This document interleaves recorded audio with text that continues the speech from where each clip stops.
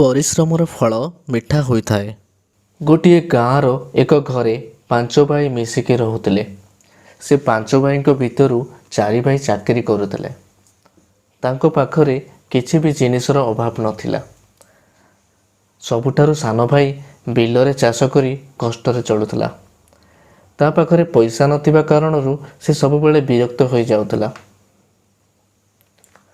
ଅନ୍ୟ 4 ଭାଇଙ୍କ ପାଖରେ ପଇସା ଥିବା କାରଣରୁ ତାଙ୍କ ଛୁଆମାନେ ଭଲ ସ୍କୁଲରେ ପାଠ ପଢ଼ୁଥିଲେ ଏବଂ ଶ୍ରେଣୀ ଶିକ୍ଷକମାନେ ସେମାନଙ୍କୁ ବହୁତ ଭଲ ପାଠ ପଢ଼ାଉଥିଲେ।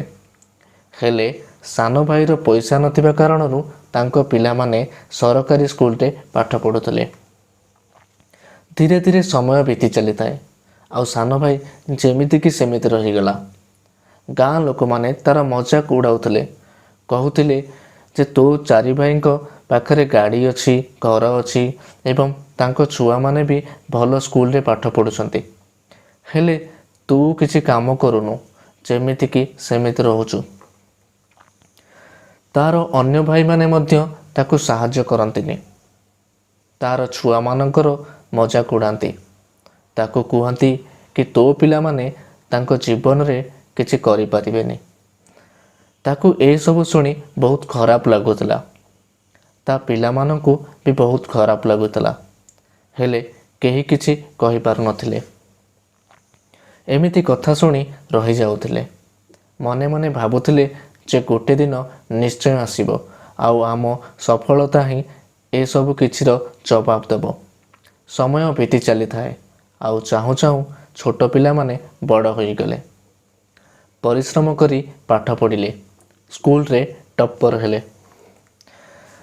ତାଙ୍କର ଅନ୍ୟ ଭାଇଙ୍କ ପିଲାମାନେ ବି ଭାବିଲେ କି ଆମ ପାଖରେ ତ ସବୁ କିଛି ଅଛି, କିଛି ବି ଜିନିଷର ଅଭାବ ନାହିଁ, ଆମେ କାହିଁକି ପାଠ ପଢ଼ିବୁ। ଏହି କାରଣରୁ ସେମାନେ ପାଠରେ ମନ ଦେଲେ ନାହିଁ। ନା ଭଲ ନମ୍ବର ଆଣି ପାରିଲେ, ନା କିଛି ଶିଖିପାରିଲେ। ଏପଟେ ସାନ ଭାଇର ପିଲାମାନେ କଷ୍ଟ କରି ପାଠ ପଢ଼ୁଥିଲେ। ଭଗବାନ ବି ତାଙ୍କର ସହାୟତା କଲେ ଓ ତାଙ୍କର ଚାକିରି ହୋଇଗଲା। ହେଲେ ବଡ଼ ଭାଇଙ୍କର ପିଲାମାନେ କିଛି କରିପାରିଲେ ନାହିଁ। ତାଙ୍କ ବାପା ମାଙ୍କ ପଇସା ଉଡ଼େଇବାରେ ବ୍ୟସ୍ତ ରହିଲେ। ଏପଟେ ସାନ ଭାଇର ପିଲାମାନେ ଚାକିରି କରି ନିଜ ପଇସାରେ ଆଗକୁ ବଢ଼ି ଚାଲିଲେ। ବଡ଼ ଭାଇ ଆଉ ତାଙ୍କ ପିଲାମାନେ ପଛରେ ରହିଗଲେ। କରୁଥିବା ଗାଁ ଲୋକମାନେ ଏବେ ପ୍ରଶଂସା କରିବାକୁ ଲାଗିଲେ ଏବଂ ବଡ଼ ଭାଇଙ୍କର ମୁଣ୍ଡ ଲଜ୍ଜାରେ ତଳକୁ ହୋଇଗଲା।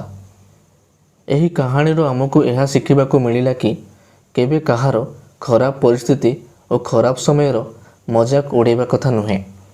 କିଏ ଜାଣିଛି ସମୟ କେତେବେଳେ ବଦଳି ଯାଇପାରେ। ଆମକୁ ବି ସେହି ପରିସ୍ଥିତିର ସାମ୍ନା କରିବାକୁ ପଡ଼ିପାରେ।